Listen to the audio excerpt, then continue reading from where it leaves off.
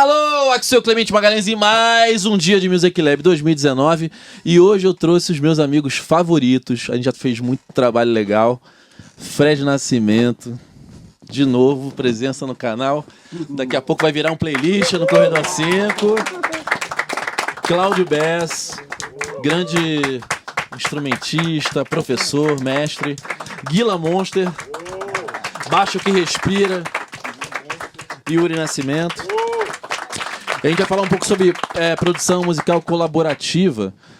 Eu vou falar um pouco pelo meu ponto de vista de produtor, que é meio no foda-se. O Claudinho tem formação nisso, então ele vai falar um pouco... Eu nem sabia que isso existia em tese, né? A questão da produção colaborativa. E aí tem o Fred, que me ensinou muito, porque ele também é muito intuitivo. Não sei como que é o processo no Lenine lá, queria saber. Eu acho que a gente pode falar um pouco do nosso processo e do processo de cada um de vocês em gigs que vocês estão. Me conta aí, Fred, por exemplo, na Legião Urbana, o processo de arranjos para show, já que tinha aquele repertório inteiro, era colaborativo? Era alguma coisa que vocês trocavam para chegar no resultado? Ou tinha um líder que uma única voz? Não, sim. É uma coisa que acaba acontecendo, né? Acaba acontecendo.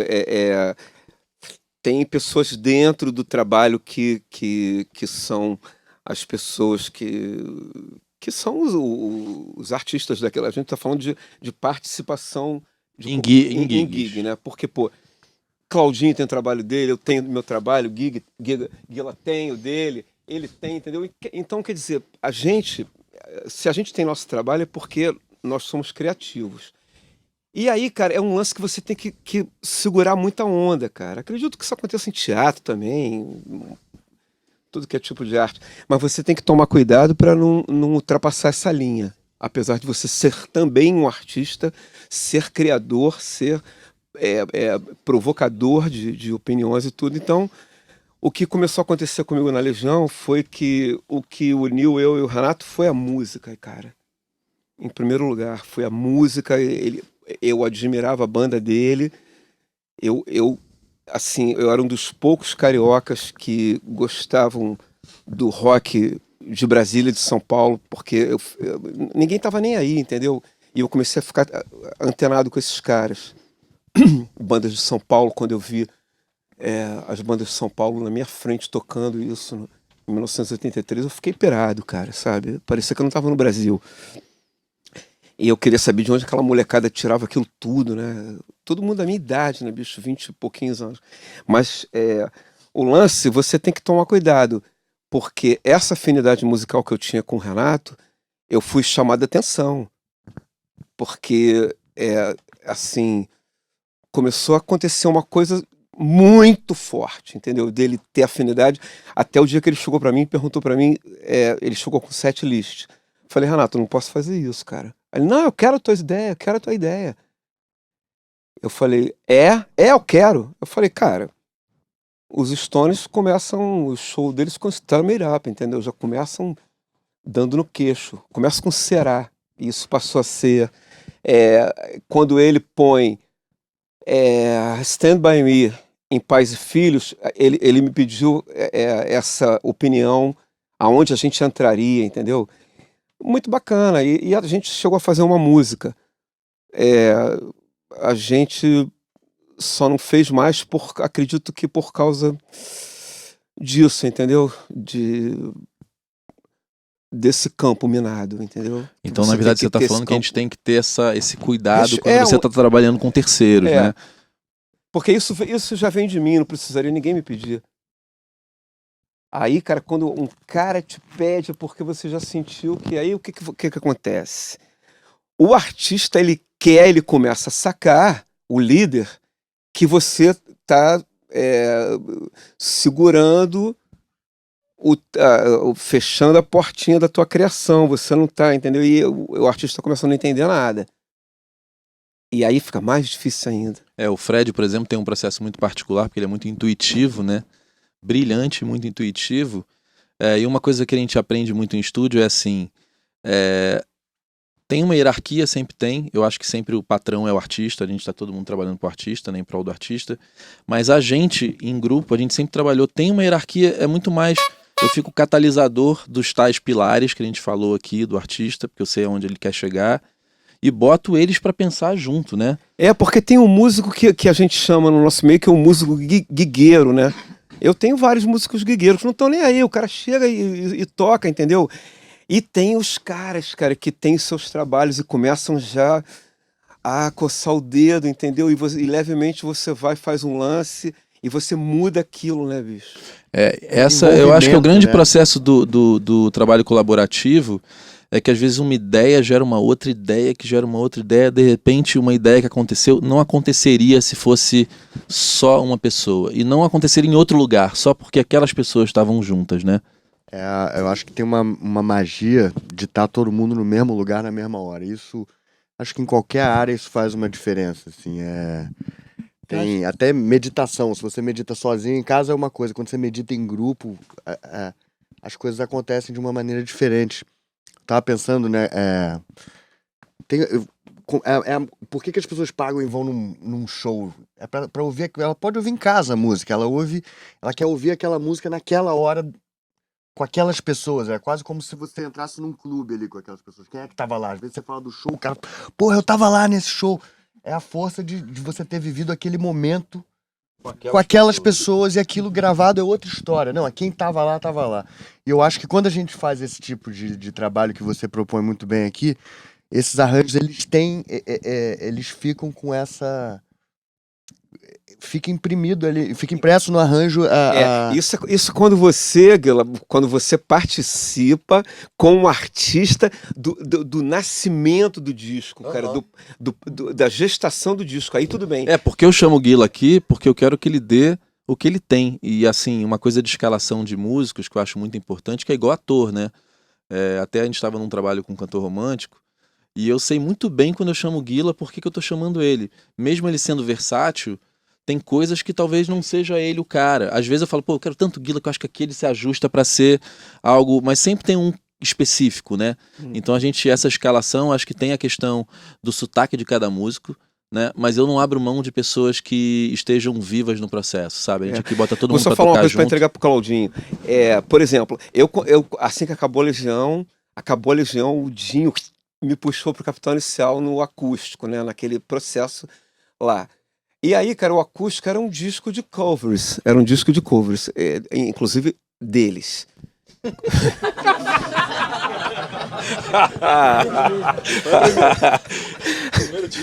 E aí, cara, rolava tinha uma tensão no ar, assim, que eu cheguei e vi aquela tensão, aquele lance. Tem alguma coisa aqui, bicho, as pessoas falam contigo, mas, cara, é porque eles tinham que fazer um disco. Eles assinaram com a Abril, e naquela época que o João Augusto assumiu, e aí eles tinham que fazer um disco, cara. E o disco, o acústico, era um disco, porra, de sucesso, né? Que eles fizeram, rearranjaram, ficou maravilhoso. O Susequindia produziu. O sucesso do Kiko Zambian, que aquilo, inclusive, eu cheguei lá para substituir o Kiko, que o Kiko estava indo fazer um disco. E aí, cara, veio o disco, cara, tinha que gravar, e eles me chamaram para eu participar de tudo. Aí, cara, a gente se trancou num estúdio e as músicas começaram a pintar. O Jim me chamou até para fazer algumas, mas fazer música às vezes não rola, né? Para certas pessoas é como namorar, né? Mas, né? A gente tem admiração mútua, mas não rolou. E ele tem também uma coisa lá do Alvin com ele, e tá. Mas aí, cara, aconteceu um negócio nesse disco muito legal, que foi esse disco, a gravadora falou, tem que gravar no tal dia, nos tais dias, nos tais horários. E, cara, tinha gente da banda que tava com passagem já comprada para esquiar, o baixista com a família, não sei o que lá, e aí, cara, tinha que fazer o disco. E aí o Marcelo Susequindia me pegou e me levou pro estúdio, o Dinho estava aqui, o Dinho ficava sentado no chão, assim, e passando as músicas. E eu com um clique e um violão. Então, quer dizer, cara, assim, foi uma coisa que me deixou muito feliz, porque, assim, tem o meu coração batendo ali, né, bicho? Porque é um clique e a minha viola, porque depois foi tudo feito. Em cima da tua viola. Eu em não cima da faço minha nunca viola. assim, né? Nunca. E aí o que aconteceu, cara, é que, pô, cara, essa tensão passou porque foi o disco que eles mais venderam. Esse Rosas e Vinho Tinto. O outro vendeu mais, mas assim, o disco deles de Não, é porque o autoral. acústico foi um fenômeno, né? Esse o Rosas e Vinho Tinto é lindo demais. Tem a sua maneira, é um disco demais. E aí, cara, foi a sorte. Falei, pô, que legal, né? O disco foi platina tripla. Muito bom, né? Dessa, né? É muito legal ouvir essas experiências, né? A gente ouviu o Fred contando a experiência dele com os grandes artistas dos anos 80, que a gente fez parte da minha vida também. Assim, é uma honra estar aqui perto, ter trabalhado. Pois é, uma fera aqui também. Todos eles, né? O Renato mais gostava. Tá. Não pode falar? Pode. Eu não sei como funciona o programa, tô maior penetra. Eu e Fred estávamos numa reunião de negócio. Você gravou uma música com o maior ídolo da carreira de Cleclito. Não, porra, tá todo mundo vem aqui quer me fuder. Eu ia... Porra, a astróloga veio aqui e falou que era o maior ídolo de Ô, Cleclito. Fredão, aí, porra. Todo mundo Paulo vem aqui quer me Ricardo é fuder. um ídolo mas- de demais. muita Não, gente. Porra, bicho, todo mundo quer me fuder aqui. Depois foi Cazuza. E nós Mas aí, conhecemos muito bem seus Eu ídolos. interrompi ele que estava contando uma história só para saber se eu podia dar uma parte, porque depois eu quero saber se vocês querem o outro lado dessa história, entendeu? Queremos? Porque aí eu posso oferecer isso. E o lado da história, cara? O lado da história do artista e do coletivo. Porque você era o artista no caso, né? Eu gosto do coletivo. Eu também. Eu trabalhei com... Outro dia, cada vez que eu tenho que elogiar um baixista, eu tenho que falar de 15. Entendeu? Cada vez que eu quero elogiar um guitarrista, que tem que falar de 30, porque você vai fazendo várias bandas no transcorrer da sua vida, você vai fazendo várias bandas. Às vezes é aquela mesma banda, tem aquele mesmo nome, mas é o seu trabalho. E aí, então... Mas eu te interrompi, eu quero te ouvir, por favor. Permaneça, pô, é sempre bom ouvir, né? Mas o que eu tava falando é que eu tava vendo a experiência deles, né? Assim, começando a experiência do Fred com os grandes autores dos anos 80 e tal, o que aconteceu. O Guila trouxe uma referência também muito bacana do show, né? Essa referência da colaboração, o que as pessoas querem no show, né? Eu trago a minha experiência, que é aqui dentro desse estúdio onde nós estamos agora, né? Da roda que acontece aqui quando a gente está junto com o artista. Né? Quantas histórias, né? E isso tem muito a ver com a generosidade que a gente encontra em cada um que está trabalhando aqui junto com a gente. Porque tem que ser generoso, tem que ter os limites bastante abertos para a gente poder ouvir o outro. É muito difícil, né? Dentro da música, então, que mais tem um ego gigante, né? E aqui não. Hoje em aqui dia, a gente ouvir o é outro uma coisa rara, é uma qualidade isso. rara. Eu, pelo menos, me apaixono assim. Gosta de ouvir, já fico apaixonado. Isso, e não é porque eu exatamente. gosto de falar muito. E a questão toda é isso, né? A gente tem uma banda, às vezes mudam os músicos, a gente se apaixona pela pessoa que está ali com a gente, né? Pelo músico. E muito mais pela pessoa do que pelo músico, necessariamente, né? Assim, acho que essa relação pessoal está sempre muito... sempre muito importante, essa relação. Dentro daqui da nossa relação de colaboratividade, né? Quase isso, Sei né? não, Gostou dessa? A gente construiu uma história muito bacana, né, Clemente? Assim. Brigamos também. Não, mas isso faz Muito, parte. brigamos muito. Que relação. Porque um aqui- amigo meu que diz assim, meia pessoa já dá problema, imagina um grupo, né? Só pra eles entenderem, normalmente quando a gente faz trabalho aqui, e a gente já fez discos assim, com Fagner, Milton Nascimento, pessoas que não estavam presentes, o que aumenta a responsabilidade. Duetos do Renato com a Laura Pausini, a gente fez sem eles presentes, assim. Um não estava mais vivo e ela estava lá na Itália. A gente normalmente monta, e foi engraçado que eu, no meu processo de querer ser artista, né, todos os produtores, os maiores, já trabalhavam nesse esquema de gravar o violão com clique. Eu acho que foi ao início do Pro Tools, né? Então tudo era um loop, aí você gravava aquilo, aí chamava o baterista. E quando a gente comprou aqui, eu comecei a provocar o Renato, falei, cara, vamos botar todo mundo junto. E aí a gente normalmente fica, o artista tem o seu fone, a sua via independente, todo mundo tocando junto e se olhando meio que em círculo mesmo. E esses encontros, eles geram experiências humanas, que são experiências que a gente não esquece jamais, muitas brigas, muitas risadas, mas resultados que a gente vai levar para sempre para a vida. E a gente aprende muito um com o outro, assim. E uma coisa que as pessoas ficam muito apegadas, o fulano é o baixista da moda. Cara, cada instrumento, cada músico tem uma coisa peculiar que não dá pra substituir, não é assim. E a gente tem que... É assinatura, cara. O violão desse cara... e aí tem a outra coisa da escalação.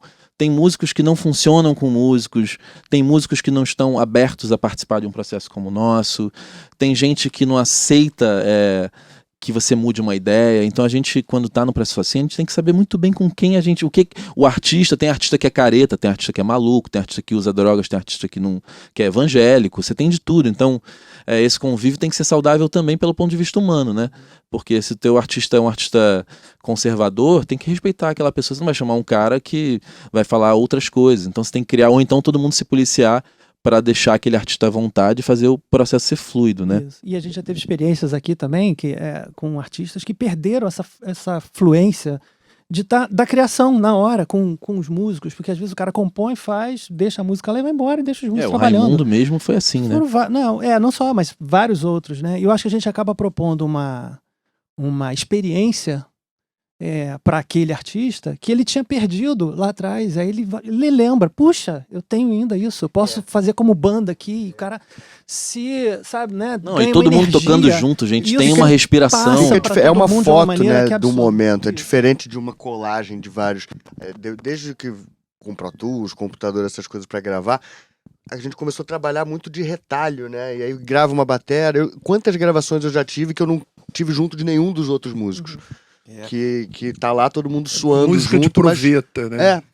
Um goza tá lá, ali, outro goza às lá. Vezes... E às vezes nasce o filho, né? Frankenstein. E às vezes com meses de diferença entre um take e outro. Não vou... Tem discos maravilhosos que foram feitos assim. Agora, nada substitui uma foto daquele momento, assim. Uma coisa é uma colagem, outra coisa é uma foto. A gente aqui, quando dá certo, porque às vezes deu certo, não tá... Mas, cara, tá foda e é orgânico. A gente vai ali e substitui, às vezes, uma nota, né? Tipo... Fica tudo... Mas isso também, para acontecer, tem que ter uma série de fatores que começa, como você estava falando, acho que é na escolha das pessoas em relação ao material, né? Porque quando a gente chega aqui, o som bom pra caramba, a gente já tem a tranquilidade de que o Renato vai deixar tudo certo no fone e no... O ambiente O ambiente, a luz aqui. Então, assim, é meio que como o cérebro fica dedicado a só você perceber as sutilezas do outro, assim, fica... O resto todo tá cuidado, né? Você vai falar que do Renato o cabo tá falhando. Ah, tá. Na hora que eu falei do Renato... Foi ele, hein? Ele tem um botãozinho ali. Me diz uma coisa, curiosidade. O processo do Lenine, que você já toca com o Lenine há muitos anos, como que funciona os arranjos do disco? É colaborativo? Porque o Lenine passa um cara muito aberto, né? Não, sempre é. Os arranjos, é sempre tudo... Cada um cuida da sua parte e com aquela colaboração de sugestão. Pô, aqui você podia mudar um pouco pra casar com essa parte aqui e tal, mas geralmente cada um cuida do seu. Nos discos varia. Tem uns que foram feitos todo mundo junto. Já teve disco que ele fez uma guia de violão pra ele cantar. Aí depois o Tolstói tirou o violão. E eu e Pantico entramos sem ouvir o violão dele. Começamos.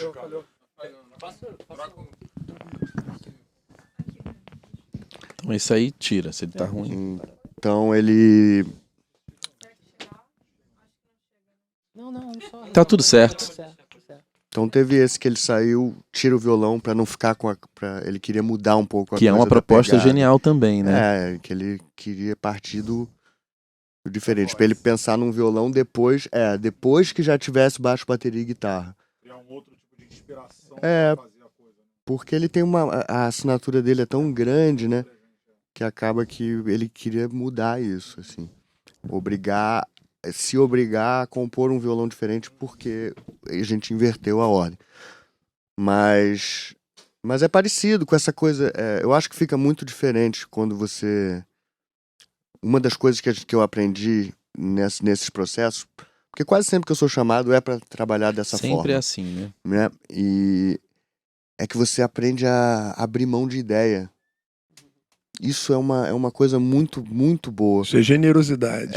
Porque você pode trazer depois. Porque quando você tá junto, às vezes eu tô pensando numa linha de baixo, a gente tá aqui repetindo, e pô, eu pensei no negócio, pô, ficou legal isso, tô orgulhoso. Aí o Rick sugere uma outra levada de bateria que matou aquela minha Não, levada. e às vezes eu entro e falo que, gente, não E é aí nada ficou, disso. Não, e ficou bom. A bateria dele ficou boa. E aí, só que não vai casar com aquela linha que eu tava fazendo. E a ideia é boa, e eu tenho que... Só que uma ideia, ela não vai deixar de ser boa se eu não usar Não, e ela. eu sou meio tosco, porque ela- tem coisas que eu detesto de cara, assim. A não ser que seja um artista muito específico, eu já detesto. E aí o Yuri é um que no início, quando chegou aqui, que foi o último a chegar aqui nesse processo, ele ficava magoadíssimo, assim.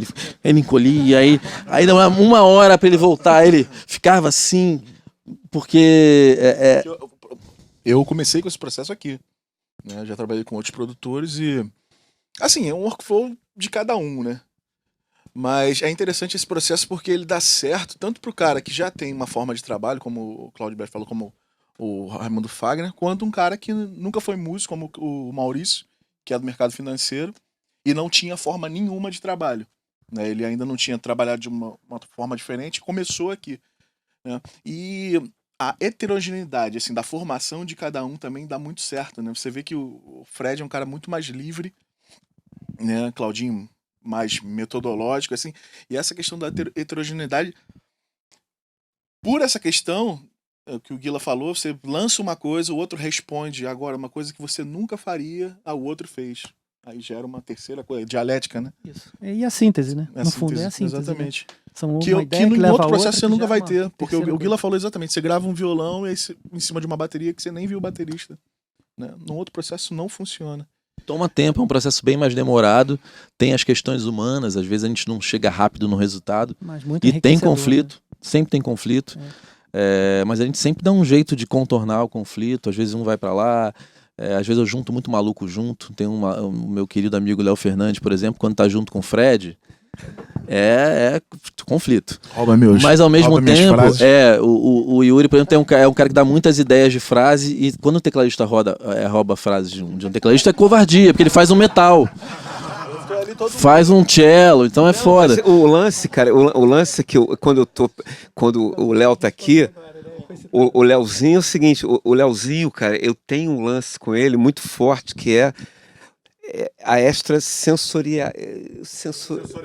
sensorialidade que eu tenho com ele. Então, bicho, fica uma coisa que só maluco pra explicar, entendeu? A gente fica, cara, um arco-íris assim, a gente olha um pro outro e a frase, aí ele olha. Porque começa a rolar um negócio muito forte mesmo, cara. E aí ele chega pra mim no cantinho ali com aquele jeito dele. Bicho, essa hora ele tá onde? Na montanha, entendeu? É uma figura. Eu tenho e é um lourinho, cara, soul funk, é uma loucura. Não, e tem uma outra coisa que é legal, que assim, nem todo processo artístico eu posso ter, por exemplo, um músico muito intuitivo. A gente passou aqui uma situação bem chata com uma artista bem famosa, que tratou a gente muito mal, e graças a Deus eu tive, assim, uma coisa iluminada de chamar o Fernando Caneca, porque era uma coisa bossa nova, e o Caneca, quando ela chegou, ele era a referência que ela conhecia, né? Foi a única pessoa que ela olhou e falou, eu confio, esse cara eu já vi, porque tem muito artista muito apegado a músicos que estão na estrada tocando com artistas famosos há muitos anos, ele também tocou, mas às vezes o cara, não, mas essa galera aí é meio... E esse cara foi o centro, sabe? E assim, você tem que se proteger. Você vai trabalhar com um artista, por exemplo, como o Bebeto, você tem que ter pelo menos... É porque o Bebeto me procurou pra fazer outra coisa. Eu falei, não, cara, você tem que fazer o que você sempre foi. Aí eu trouxe o Davi Moraes, pessoas que entendam daquele sotaque, porque senão você vai propor algo que não vai dar certo. Então, nem sempre todo mundo serve. E às vezes eles ficam até... Já teve situação, pô, mas você não me chamou. Mas é porque eu tô sempre querendo o bem do artista, o resultado tem que dar certo e as pessoas têm que funcionar em harmonia naquele contexto artístico, né? Qual o processo que vocês adotam para selecionar o tipo de workflow para cada artista? Quando que vocês sentem que Não, acho que com esse artista vale a pena a gente botar a banda toda dentro do estúdio e fazer todo Não, a mundo gente junto. sempre faz todo mundo Sempre dentro do faz, estúdio. não tem uma Não. outra metodologia. Quando alguém quer fazer Entendi. uma coisa mais picotada, por exemplo, esse pop da Anitta, Essa coisa mais hermética ali, né? não, Então. eu não sou simplesmente o produtor. Eu acho que a gente também tem que ter a humildade de saber o que a gente faz bem e o que a gente não faz bem. Por exemplo, hip hop é uma coisa que eu desconheço completamente, é difícil pra mim fazer. Samba é difícil pra mim fazer. Se alguém de samba tiver a loucura de achar que eu sou o produtor do disco, certamente vai estar procurando o meu trabalho pra mudar alguma coisa. Mas se a harmonia for complicada, não adianta eu chamar músicos de rock que não tenham... A não ser que a gente queira subverter o formato completamente. Mas eu preciso de músicos que dominem aquela harmonia. Senão eu vou ficar vendido, né? Mas e os músicos que tocam de tudo que você imaginar? Pô, eu tenho pavor de... Não, tem música que toca de tudo. Mas eu, assim, Clemente... Tem sim. Aliás, aqui essa turma aqui toca bem... quase tudo mesmo, mas eu gosto muito de músico que tá vivo. Tem ser humano que tá vivo artisticamente, que você sente que ele tá vivo, sabe? Tipo, essa galera aqui, e mais alguns que vira e mexe estão com a gente, estão disputando uma frase com... Tipo, todo mundo cede, mas assim, tá todo mundo querendo botar... E tem gente que chega, escreve um negócio e fica ali igual um morto-vivo. E a turnê, eu acho que as gigs, às vezes, transformam músicos em funcionários e não artistas mais, né? Eu gosto do conflito, eu gosto da troca, eu gosto da faísca. E, logicamente, se o artista é mais certinho, a gente tenta entender qual é o processo. Hã? Exatamente. Fazer o fogo. O que a gente faz é tocar fogo. Eu gosto muito da metáfora da construção, porque Goethe fala que a arquitetura é música solidificada, porque trabalha com diversos elementos. E a criação comum e a colaboração do esforço do indivíduo para o resultado coletivo é que faz um grande resultado final. Porque senão você abre mão da contribuição de pessoas que têm pontos de vista diferentes. E a riqueza tá aí. Quer ver uma coisa? A Desculpa. pergunta dele foi muito legal, cara. Repete ela, por favor. Não, porque como vocês falaram, eu também produzo, também trabalho, então eu entendo um pouquinho dessa metodologia. Então, como vocês falaram dessas diversas metodologias, às vezes você tem a sensibilidade, porque é justamente isso. Super rola de fazer com uma Anitta orgânico, todo mundo na banda. Mas talvez para uma determinada canção, para uma determinada coisa, para aquilo, você tem que adotar aquela determinada tecnologia. Eu, por exemplo, não sou o produtor para Anitta. Definitivamente. Eu mapeio o artista, cara. Qual é o teu processo de mapear? Como é que você Cara, como é que você eu sente? quero saber todas as referências dele, porque eu conheço tudo de música. Eu acho que isso é muito importante, cara. Você saber todos os gêneros, bicho, a história daquilo. Tem que ter biblioteca. Então, eu vou trabalhar com você, cara, você me diz, eu te mostro uma coisa, você me mostra outra. E Essa daquilo troca tudo, que vai te... E aí eu vou dizer, por Bicho, exemplo, vai ele rolar falou isso, eu vou dizer exatamente, por exemplo, conflitos no processo colaborativo, né? O cliente me procura, o artista. Antes deles chegarem, tem todo um processo entre eu e o artista. E aí tem todo um processo de... Cada vez mais me procuram para fazer os dois, e é muito mais responsabilidade. Então, quando eu chamo eles, eu já sei aonde a gente quer chegar mesmo. E tá todo mundo querendo tocar e ter ideia bacana, e às vezes o disco não é aquilo, eu não posso deixar. E um artista, quando ele chega num processo confuso, sem saber onde ele quer ir, é a mesma história que a gente falou do design, do resultado imagético. Na música é a mesma coisa. Você vai chegar com um monte de músicos bons, sejam eles quais forem, e você pode sair com um disco perdido, porque cada um aqui vai tentar botar a sua impressão naquele disco. Se não tiver alguém ali organizando, olha, gente, o trabalho é esse. E eu faço isso muito. Na verdade, eu sou muito mais esse catalisador de ideias. É o que diz não, é o que fala... Peraí, gente, não entendi. Às vezes eu sou autoritário e em 5 minutos depois eu já...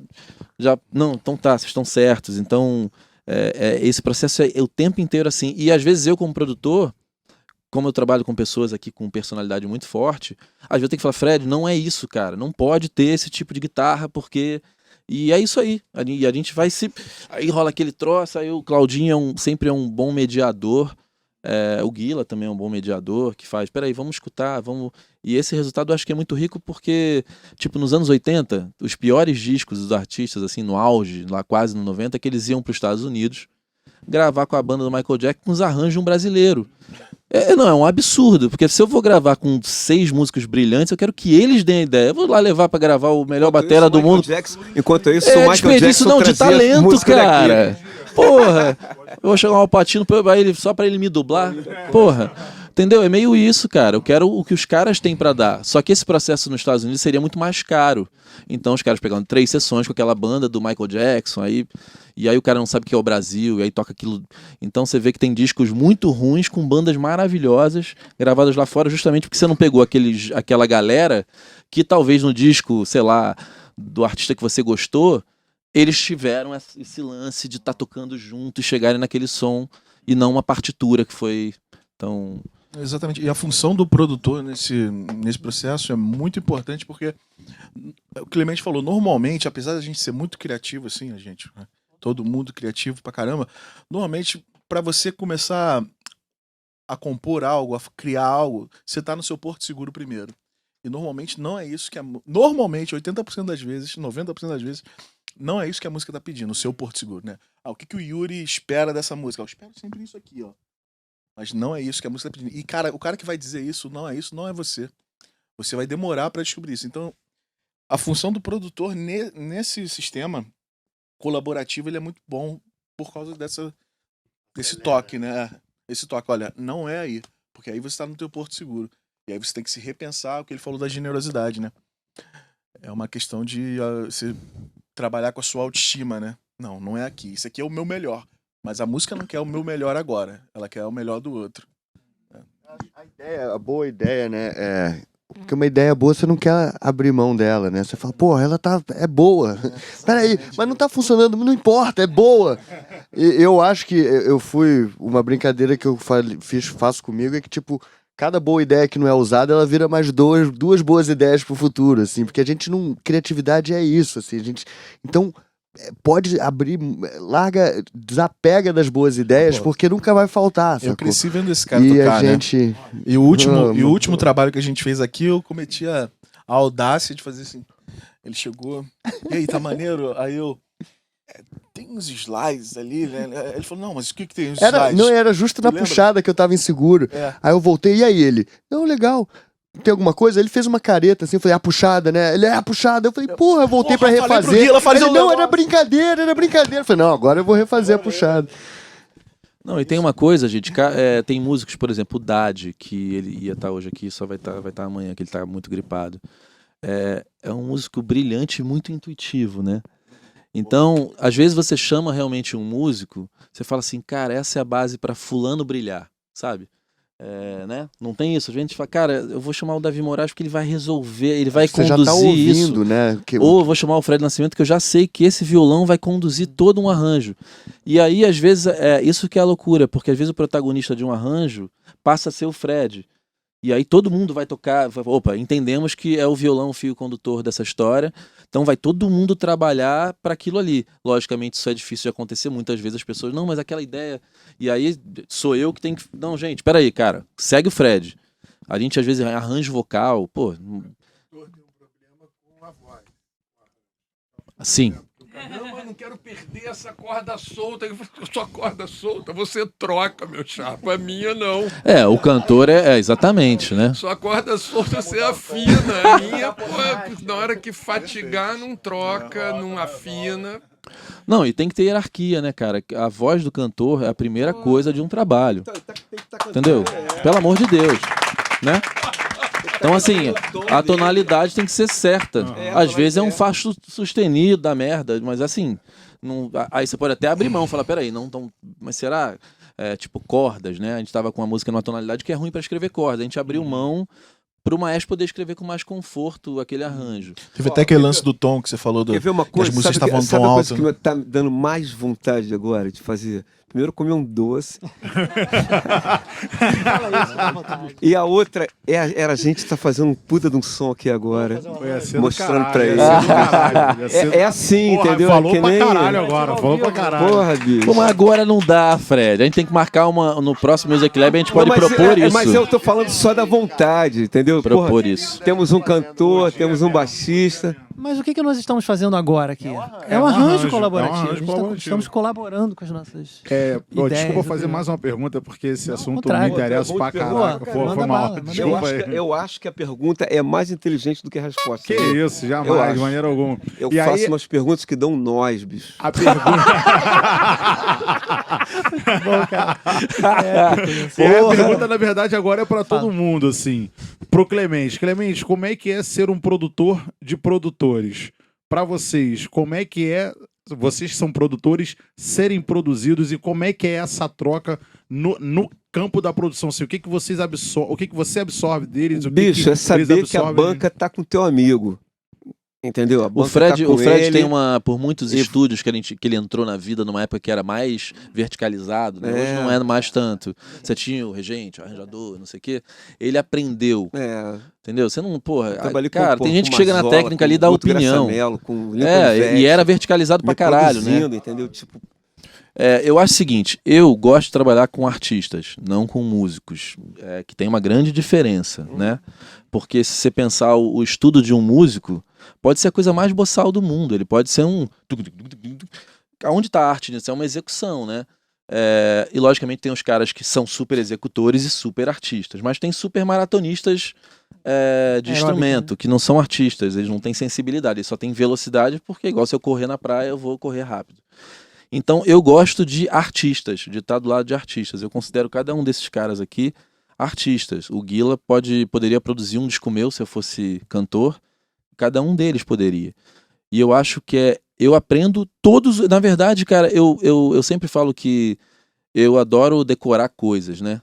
Botar um quadro ali, aí eu pinto uma parede, eu sou um idiota, não entendo nada de arquitetura. Aí eu falo, pô, você botar um preto no teto, aí fala, caralho, então aquela parede eu tenho que mudar de cor. E assim eu vou indo. E eu vejo, no meu caso, eu vejo produção musical como mais ou menos eu chego, a sala tá branca, aí fala, caralho, se botar a parede vermelha ali, fudeu. Aí eu fico, porra, Fred, aí vai clareando, eu vou vendo, e de repente esse disco tá pronto. Eu vejo ele, e eu não sou um grande músico, e aí tem muita gente babaca que fala, porra, meu cara não é músico. Bicho, disco produzido por músico é uma merda. Porra, bicho, a junto melhor aquele monte frase de do música. Niemeyer pra mim é: música é arquitetura. Exatamente, eu vejo música dessa forma, entendeu? Das coisas conversarem, aí na mix também você começa a tirar mais coisa, gera espaço, e tem sempre a hierarquia, eu acho. Cara, nessa música é o piano que tá levando, então, tipo, às vezes eu limo, a gente saiu de muito processo aqui, que às vezes eles vêm ver a mix final, pô, cadê minha guitarra? Eu falei, não tem, acabou. Já fiz isso muito. Sendo transformado. Cadê aquela guitarra? Morreu, não tem mais. Mas também tem uma coisa do Clemente que, assim, apesar dele achar que ele, não, daqui eu sou um músico, teve dias, eu e Claudinho, a gente penando ali com a harmonia, não, é isso? Não é aquilo. Aí ele pegou Isso é impressionante. Ele pegou o sentava violão, ali e pegava, calma não, aí, gente, cara, é isso aqui. É sol. Caramba, Caraca, era é isso sol. mesmo. Porque eu sou intuitivo, entendeu? E a vida depois ficou Resolvia. boa, porque a gente começou a trabalhar aqui assim, mas no início desse estudo a gente não tinha equipamento para fazer desse jeito que a gente faz hoje, porque a gente tem vias independentes para cada um, fica todo mundo sofazinho, né, baseado, tudo, bebida, pá. Eu boto comidinha, eu acho que a gente tem que... Outra coisa, a gente tem que pagar bem os músicos, eu acho que também a gente tem que ter vergonha na cara, sabe? Não, porque uma coisa é eu chamar o Guila pra vir aqui tocar uma faixa em cima de uma base que tá pronta, que ele vai pegar a cifra e tocar. Quando você propõe que o cara vai ficar aqui o dia inteiro com você fazendo um arranjo, o mínimo que você pode pagar é bem. E ter comida ali, porque o cara, porra, se ele descer pra comer no almoço e no jantar, daqui a pouco ele não valeu a pena ele ter vindo. Então eu tô cada vez mais me policiando para que a experiência deles também seja boa, sabe? Ter comidinha ali, pô, suco, pãozinho legal, sabe? Porque a galera vira quase que... O Guila uma vez falou isso, pô, que bom chegar aqui pra tocar 6 músicas direto, né? A gente acaba vivendo o espaço, né? Mas antes, só porque eu sou prolixo, a gente ficava 8 malucos lá dentro e só o baterista aqui. O disco do Bebeto, você que gosta, É um disco de guitarreiros, né? Porque era o Bebeto, aquele violão. Aí tinha o Davi Moraes, Christian Oz, Claudinho. Era tanto guitarrista, porque eu chamava um.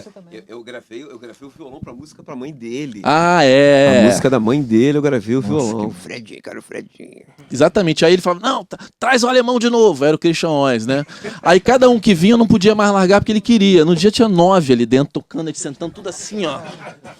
E aí todo mundo agulhado, que ele é agulhado, vai agulhando todo mundo, vai tudo. Uma loucura, um processo louco, né? Posso fazer uma pergunta? Faça. Fred Ali. Guila. Bom.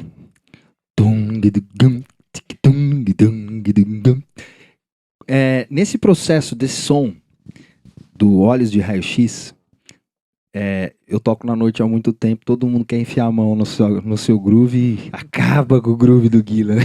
Acaba com o som. Ele é muito simples, né? É difícil ser simples, né, Guila? Cara, mas eu entrei depois, esse disco... Do acústico. Do Olhos de Raio-X? É. Ah, pode crer. Acústico. Uhum. E a pergunta mesmo que eu queria fazer para você e pro Fred é sobre como que funciona. Os dois usaram orquestra no Capital e no Lenine, né? Como que funciona a relação da banda com os músicos eruditos, né? Que os caras vivem em outro planeta, né? É isso que ele tava falando, né? O cara... Cara, eu faço arranjos de corda com a minha cabeça. Mas eu acho sei, que eu ele sei o cello, eu sei as violas, eu sei tudo que eu quero. Não, mas eu acho que a pergunta dele foi mais quando você vai fazer um acústico MTV que tem uma orquestra tocando junto de uma banda. Vocês estão lá na produção. Eu vou chegar lá. Eu dou uma opinião pro cellista tranquilamente. Falo pra ele, pô, e aí, tudo bem? Ah, e aí? Fred, E aí, sem daqui a passar pelo maestro. Não, porque às vezes é uma coisa... um maestro com cara do cello, entendeu? Certo.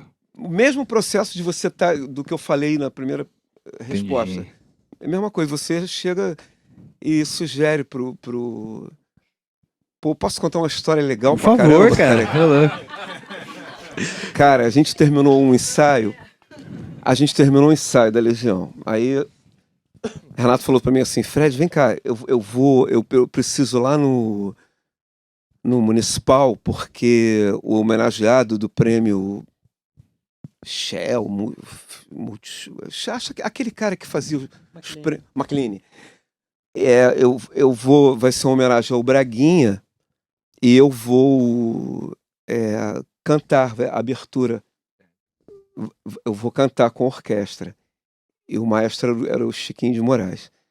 Aí eu falei, vamos lá, vai ser legal. Chegou lá, Renato cumprimentou todo mundo, o maestro, todo mundo.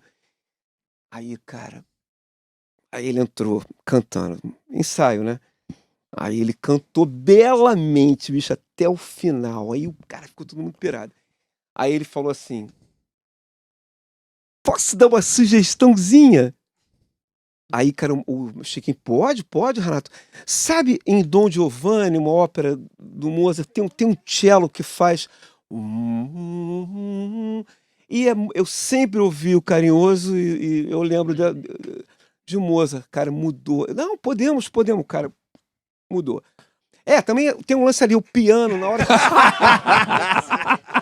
Era isso que era a pergunta. Era... Maravilhoso. Ele mudou o arranjo todo, cara. Assim, mas com a participação de todo mundo. E no dia do show, cara, quando abriu, o cara cantou. Então, assim, eu tenho esse lance, apesar de ser autodidata, entendeu? Mas é isso aí, a mesma coisa. Com o maestro é a mesma coisa. Você faz aquilo, entendeu? E aí, Lenine, como... Eu tenho uma ligação com a academia, com a universidade já de alguns anos, né? Hoje eu sou pós-graduando em música e tal. E eu lido muito com esses dois mundos, né? Assim, com o mundo real, que é o que a gente vive aqui, e um mundo construído dentro do castelo da universidade, vamos colocar assim. Mas isso é uma grande mentira, isso não existe. A real é que é um estigma que a gente carrega do músico, que há uma grande diferença entre o músico que está lá estudando, o trompetista lá, o fagote, enfim, o cellista que está estudando lá dentro da universidade, com a música que se faz aqui fora. Na verdade, lá são vários problemas. Lá dentro não se prepara direito os músicos para o mundo daqui de fora. E aqui a gente acha que existe uma distância gigantesca para lá. E que tinha mesmo, né? Do século XIX para cá tinha isso mesmo. Mas acho que isso está sendo quebrado. Tem muitos músicos dentro da universidade. Você vê hoje, dentro da UFRJ tem curso de cavaquinho. O Henrique Casas está lá fazendo, o professor Paulo Sá está fazendo aula lá. Tem o UFR Jazz, que é uma orquestra de jazz, de sopro, né, dentro da universidade.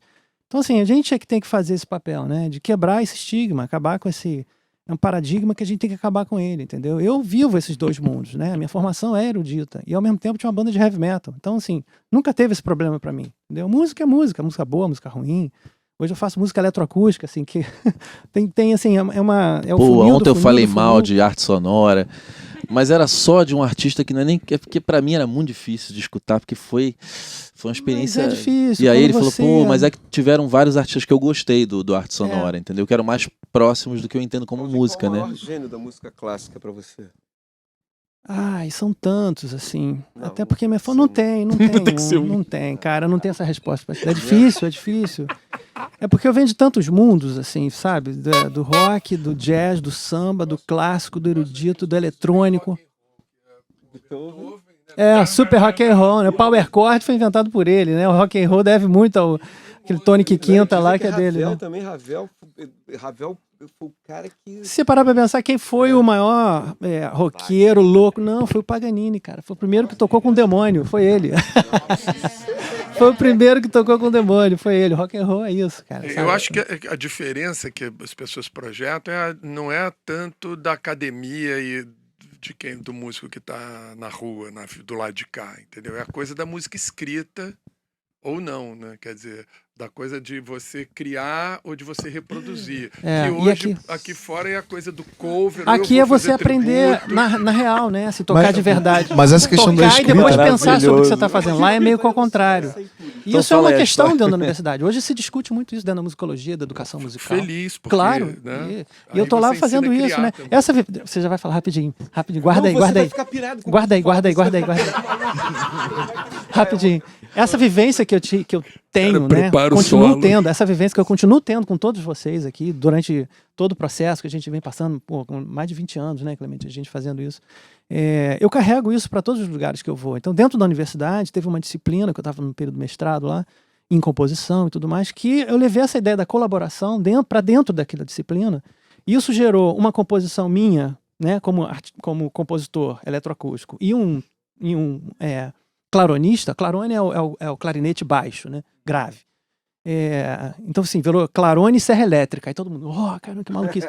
Isso virou um artigo, isso foi apresentado na Universidade de Manaus ano passado, teve premiere, virou uma obra.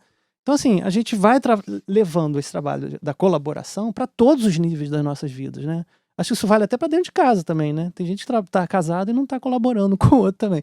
Trabalho colaborativo é trabalho, primeiro, né? Uma coisa que você falou da questão da orquestra... Generoso, amoroso, generoso, se dar, ouvir o outro. Tudo isso tem aqui, cara. Nós somos casados sem sexo, mas somos casados, não certo? Fala o que você queria falar. Cara, quem lembra de Amadeus, aquele filme sobre o Mozart? Quem lembra bem mesmo? Cara, a melhor cena. É isso aí. A melhor cena é o seguinte. Cara, pra quem não viu o filme, pra vocês verem o limite. Pô, eu tô falando isso porque tem tudo a ver. Isso que vai. Essa cena, com o respeito, com o limite, entendeu? Tem tudo a ver. Cara, tem uma cena que é o seguinte: o Salieri é o cara que mais ama o Mozart na vida, mas é o que mais odeia porque inveja ele mortalmente. A arte dele queria ser ele, cara. Queria ser não, porque o João Paulo, um amigo nosso, ele ficou com tanta pena do Salieri. Ele dizia que o Salieri era assim, em Viena, Mozart e o Salieri. Então, assim, o cara era uma coisa de louco. E o João Paulo quis fazer um projeto só com músicas do Salieri.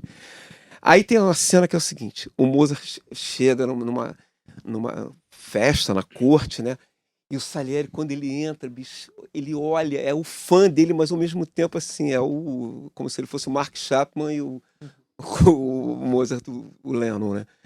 Ele fica maluco aí, cara, eles vão pro piano, o rei fala: senhor Salieri fez uma música para você, Mozart. Para mim, eu compus para você. Cara, ele senta e toca, bicho. Toca a peça toda. Aí o Mozart chega, aí ele fala pro Mozart. Aí todo mundo aplaude e ele fala pro Mozart: agora eu gostaria que você tocasse ela. Aí o Mozart, pô, com prazer. Quando o Mozart vai sentar, cara, o cara pega o Salieri, pega a partitura e dá pro Mozart. O Mozart fala assim: não precisa não. Cara, e todo mundo ri pra caramba. Porra, bicho, é uma coisa assim. São coisas que acontecem sem querer, Clemente, entendeu? Cara, é um negócio que é muito forte. Eu confesso, aqui com a gente eu aprendi isso, a trabalhar mais em equipe, porque, cara, eu tenho a música vem pra mim direto, vem com tudo, cara, vem com imagem, vem com tudo. É um negócio assim muito E às vezes quando maluco, então eu tenho que quando ele vem me com a ensinou ideia isso, e ele cara, tá me com essa segurar ideia, mais, porque entendeu? no início a gente brigava, eu falava, mas Fredinho, não é isso aí. Não, então, aí ele ficava assim, aí ele começava a piscar, quando ele pisca o olhinho, fudeu, assim. Quando ele começa a piscar o olhinho Eu assim... nunca aí- chamei o Fred pra gravar uma música que a gente tenha composto. Ó, tá na hora de fazer, né? Não, porque o cara tem um arranjo todo na Todo na minha cabeça. cabeça. Aí É, o tem cara isso. fala, não. Aí você fala, tá bom, Fred, vou botar o metal que você E aí quer. a gente vai tocar aí nossas músicas, eu boto toco o pra ele metal que como ele quer, eu ele como eu fala, não, mas não é sentia. isso. Você sabe, né, como Por que quê? funciona. Cara. Por quê? Porque na minha cabeça a música tava ali, cara, o Marvin Gaye, entendeu? Na minha cabeça. Eu Cara, nunca chamo. Porra, tava o Alan White na bateria, Mas na minha eu cabeça. entendeu? consegui Tem lidar aquelas- com o aquelas- Fred, ele aos poucos foi entrando. É que tem vezes mesmo que é foda. Quando ele cisma, e às vezes ele tá certo. Só que aí a coisa dos amigos que trabalham juntos há muitos anos é quando ele fica torcendo pra dar errado. Aí ele fica assim. Porra. Então vamos passar, Fred? Vamos. Aí ele vai, erra de propósito. É foda. Agora, uma coisa que eu ia te falar sobre trabalhar com orquestra, eu, por exemplo, fui ter orquestra em projetos maiores. Foi primeiro com o Milton Nascimento, naquele arranjo dos Beatles, e depois no Golden Slumbers, e depois no dueto do Renato com a Laura Pausini, né? Quando eu fui a primeira vez ver uma gravação de cordas, porque é algo cada vez mais raro, né? E aí, cara, eu entendi uma coisa muito louca, porque eu virei pro cellista e falei, cara, você não podia fazer um... Cara, foi um constrangimento, assim. 16 pessoas em São Paulo. Tipo, parecia... Aí o Michael Ananias, né, veio... Você não pode pedir para um cellista. Aí eu falei, não posso. Eu achei aquilo chatíssimo. Eu falei, não pode. Aí eu falei, não, desculpe, então vocês fizeram. Aí eu fui entender que realmente tem essa... Tem músico que é pra gravar, tem músico que é pra tocar ao vivo, e tem músico pra... 10 minutos ou pergunta? Não, pergunta da internet. Tem músico pra tudo. Então, por exemplo, você quer um cellista pra ir na tua gravina e interagir com aquela música sem partitura, não é qualquer cellista. Tipo, aqui no Rio a gente tem o Luiz Coimbra, que ficou muitos anos gravando, né, com a Ana, com muita gente, ele ficou meio na moda uma época. Hoje tem o Pupi fazendo... Mas não são todos, porque aquilo é um cellista artista e não um cellista musicista de orquestra, né? Tá mudando, eu acho que cada vez... É aquilo que você Eu falou, me tá lembrei de uma coisa subvertendo bem legal. Eu me lembrei de uma coisa bem legal. Quando você levou todos nós na casa do Milton pra mostrar a música pra ele, tu lembra? Lembro. Bicho, era um verão, né? Aquela casa dele, coisa mais linda. Eu em casa, antes de sair, a música tinha, cara, um andamento maluco pra caramba, tu lembra, cara? Cara, bicho, É porque a gente tinha a voz da Elis. E aí, cara... Né? A gravadora me deu a voz da Elis nos anos 70. Aí já tinha questão de que foi afinado com piano, então não era o 440 que a gente afina tudo. Não tava no clique, então tinha toda essa questão. E aí o Fred, quando a gente foi pra casa do Milton, ele e o Léo fizeram intuitivamente a mesma coisa, que foram tirar coisas do Milton. Mas eu falei com você. Aí quem entra o lance da resposta. Eu falei, Clemente, cara, eu resolvi essa música, o tempo dela, bicho. O Milton vai ser chato pra caramba, cara, ele entrar nesse lance, cara, ele ter que decorar isso, porque é uma entrada muito... A gente tem umas gírias, né? Aqui, né? Compasso goiano, né? É uma coisa assim, né, cara? E eu falei pro Clemente, o Clemente falou assim, não, vamos lá. E aí, bicho, aconteceu isso. Quando começou a mostrar, ele falou, nossa, mas volta. Clemente olhou pra minha cara e falou assim, como é que é o lance? Aí ele falou, assim é bom. Bicho, eu também tenho essa visão, assim, entendeu? De chegar e eu Não, tenho que e me aquilo segurar. naquela hora me salvou. Eu Pois falei, é. opa, Fred, vem aquilo ali, porque às vezes, cara, a gente tá numa situação. Teve uma época, faltam só 10 minutos, numa época que a gente tava. Eu tava começando pra caramba. O Guila nem. A gente se conhece há muitos anos, mas nessa época a gente não tava muito próximo. E eu com uma galera meio cascuda, a gente pegava umas roubadas, assim, discos tributos. Aí chegava um dia aqui o Mosco, outro dia chegava a Zélia Duncan, outro dia chegava. E a gente tinha que resolver, mano, sei lá, chegava o artista, Caetano, entubaram a nossa banda na galera, eles não era a banda que eles queriam, Caetano, bicho, muitas roubadas. E a gente aprendeu a pensar muito rápido, porque, assim, caralho, peraí, aonde que eu vou me salvar aqui? Porque é meio que tá todo mundo... E aí você fala, Claudinho, vem cá, o que você acha? Alguém vai me salvar, sempre alguém me salva. E eu acho que a gente se salva juntos, né? É um processo onde todo mundo se complementa mesmo. Veio uma pergunta pela internet que é pro Guila, que é perguntando se a entrada do Bruno na banda com as tecnologias mudou alguma coisa na sua forma de tocar e compor no baixo e arranjar e tudo mais. Não, acho que foi muito orgânico. O Bruno já era presente antes, sendo filho do Lenine, ele já era da banda antes de estar na banda, né? E... Não, quando ele chegou foi mais... Ele acrescentou mais camadas, mas o resto continuou... Pô, comprou uma guitarra minha de 12 cordas. uma Dana Electro, ela brilhou lá. Azul, Sparkle. Aí veio o pai que pagou. Mas não, continua funcionando como sempre foi, assim. Bem tranquilo.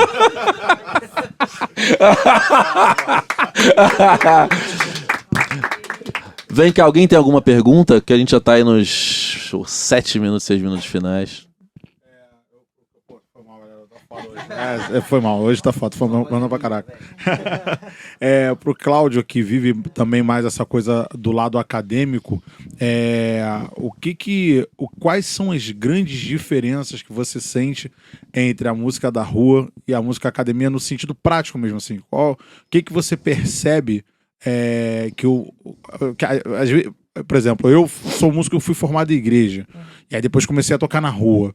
E aí, vira e mexe, você tá tocando, a galera da rua tem um baile diferente, tem um time, tem um negócio que a galera da igreja podia ter. E talvez a galera da rua podia ter um pouquinho mais da disciplina e da organização que a galera da igreja tem. Essas coisas assim que você sente tocando de universos que parecem díspares, mas nem são tanto assim, mas... Eu começo pensando assim, entendo isso que você falou, mas são várias músicas, né? São vários músicos da rua e camadas diferentes, tipos diferentes, dentro da universidade também. Mas acho que tem uma diferença que assim, é básica. Assim. Quem começa a tocar um instrumento, como a gente diz na rua, né? Ele começa a lidar primeiro com o som, com o próprio instrumento, com a música em si, com a composição e tudo mais. O garoto que está dentro da universidade, que chega de cara na universidade, ele quer aprender a ler a partitura, aprender a ler as peças que o Beethoven tocou, que o Mozart, Schubert, Schumann, enfim.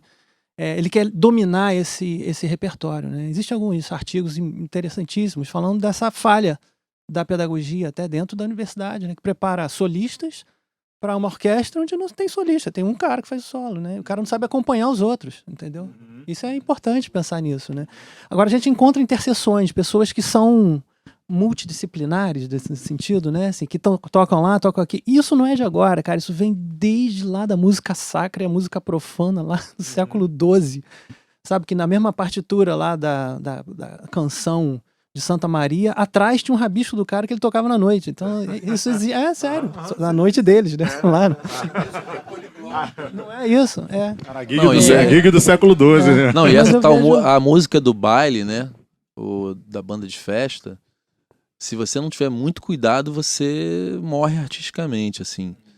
Eu já vi isso muito, assim, de músicos que eram brilhantes e aí vão pro baile e perdem... Não sei, cara, eu acho que perde alguma pureza, sabe? Que cada um aqui mantém, sabe? Uma vontade de fazer diferente, de escutar... Porque o cara do baile, ele decora tanta música que eu acho que tem alguma mudança de formatação mesmo, de compreensão musical, que faz ele não ser mais o que ele era antes, sabe? Começa a ficar com muito truque, né? Muita Muito coisa que truque, funciona. exatamente. Funciona. Essa aqui funciona. Ele já sempre vai sabe as funcionar, saídas mas que nunca vai funcionam. dar aquele tempero, o brilho. Porque você vê um disco do Lenine, gravado pelo Guila, ou do Pedro Luiz, ele tem linhas maravilhosas. Eu ouço, eu sei o tempo que ele perdeu pensando nela. Né? O Dade, todo mundo fala, o Dade, pra mim, é um dos maiores músicos do planeta. É um cara que às vezes demora pra fazer uma coisa simples, porque ele tá se conectando com a música, ele não tá entendendo qual é a harmonia, onde é. Tem música que conta compasso, né? Que já chega. Ele não, ele tá aí, pai, pensa, e aí tem uma ideia, aí ele olha, ele vai mudando. Às vezes uma coisa simples. O cara do baile, numa música, a maioria, tá? Uma música de 4, 5 acordes, ele acha que ele resolveu em 5 minutos. E às vezes resolveu, mas Resolveu. nada mais do que resolveu. Mas aí não é, pra mim é outra coisa, entendeu? É execução, não é. E aí a gente. Mas cara, é o que eu falo sobre marketing, eu acho que é a mesma coisa em produção. Cada música tem o seu processo, cada produtor tem o seu processo, nem tudo cabe em qualquer coisa, nem todo produtor vai funcionar com qualquer disco. Então, eu já aviso, quando vem trabalhar comigo, o processo é esse. E tem outras pessoas, o Pablo Bispo mesmo vem aqui daqui a pouco, pô, você vê as coisas da Anitta, da Pablo Vittar, são legais pra caralho, mas é um outro universo. E eu não sei fazer aquilo, né? Então acho que essa é a beleza disso aqui tudo.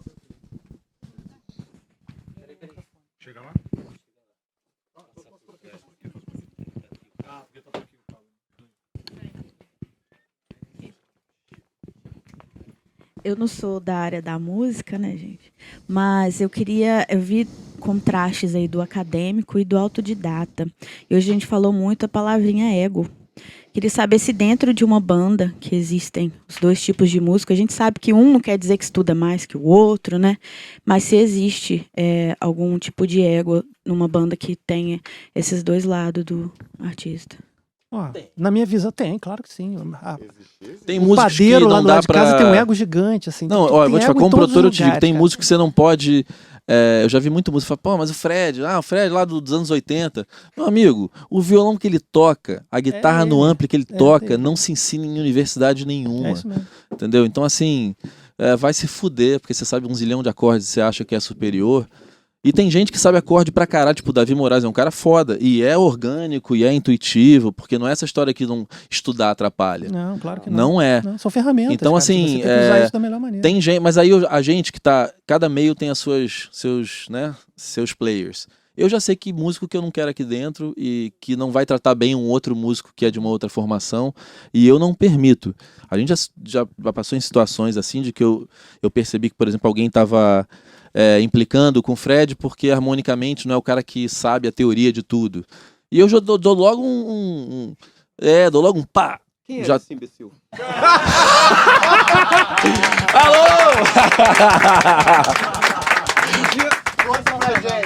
Um dia eu tô aqui. É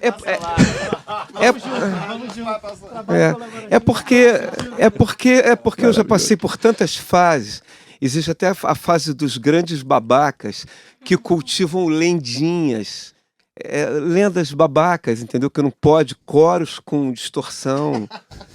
Que o Mark Knopfler, que o Dire Straits não é uma banda legal, entendeu? Um dia eu tô aqui, cara, com uma Stratocaster desse cara, preto e vermelho, standard. Cara, um amplificador, um Fender Twin maravilhoso. Cara, eu falei, cara, não quero mais nada. Peguei, cara, tirei o som daquele amplificador. Que, cara, comecei, cara, com uma pontinha de reverb, maior som. Entra um cara aqui e fala, essa guitarra tá muito Mark Knopfler.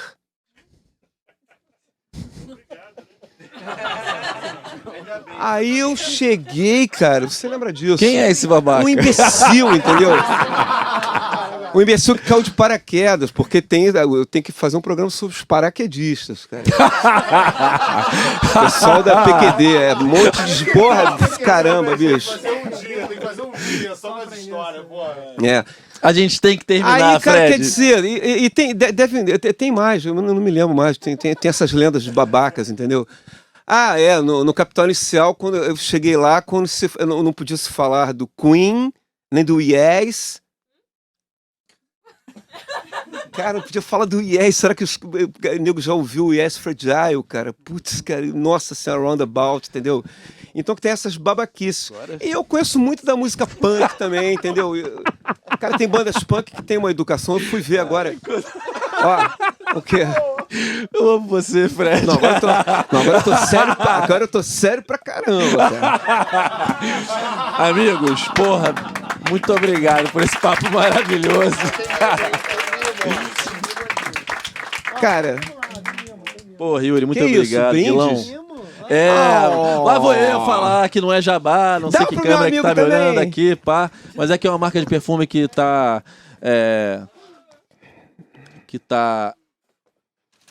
empreendendo vontade de junto com cantar uma músicos e música. artistas. Aliás, o CD do Rossini foi bancado por essa marca.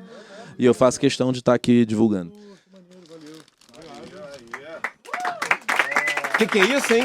Um perfumezinho presente da Dot Perfumes. Uau! Então é isso, gente. A gente volta já já. Valeu! Obrigado!